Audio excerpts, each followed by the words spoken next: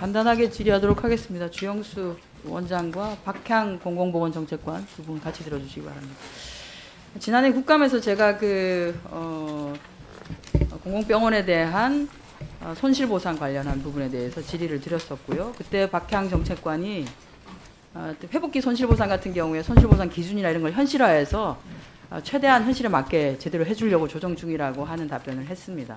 제가 그때 뭐라 그랬냐면 제대로 주기 위해서 조금 늦어지는 거라면 기다릴 수 있지만 그게 아니라면 문제가 있다. 왜냐하면 차후에 또 다른 감염병이 창궐했을 때 과연 공공병원에 그런 역할을 하게끔 하는 것을 우리가 요구할 수 있겠느냐라고 하는 얘기를 했고요.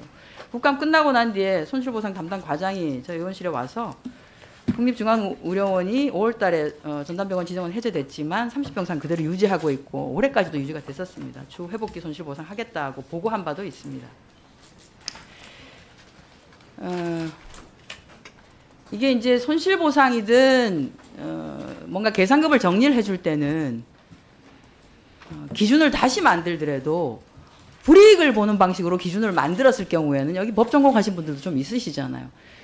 조금 더 불이익이 가는 방향으로 기준이 다시 바뀔 때는 소급 적용을 할 수는 없습니다. 그렇죠? 기본적으로.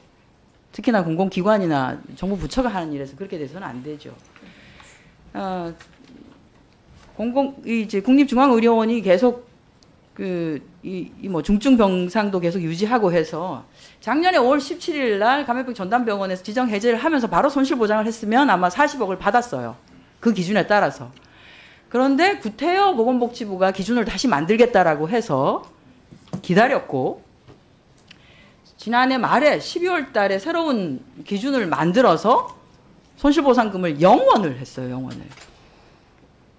0원을. 실제 병상은 올해까지도 유지가 됐고요. 저렇게 하면 안 된다는 겁니다. 손실보상이라고 하는 것은. 손해를 보게 하는 것을 소급해서 적용해가지고 하면 안 된다는 거예요. 그래서 이건 뭐 사실관계는 맞죠, 원장님? 예, 맞습니다. 예. 그래서 이런 방식으로 처리를 하면 안 된다. 이게 이제 보건복지부는 보건복지부 지휘감독 아래 있는 기관인데 이건 정말 갑질입니다. 이렇게 울고도 말 못하게 하는 이런 식으로 하면 안 되는 것입니다. 그러니까 발생 시점 당시 기준으로 산정을 해야 하고요. 요 관련한 부분에 대해서는 저희 의원실에 어떤 방식으로 할지에 대해서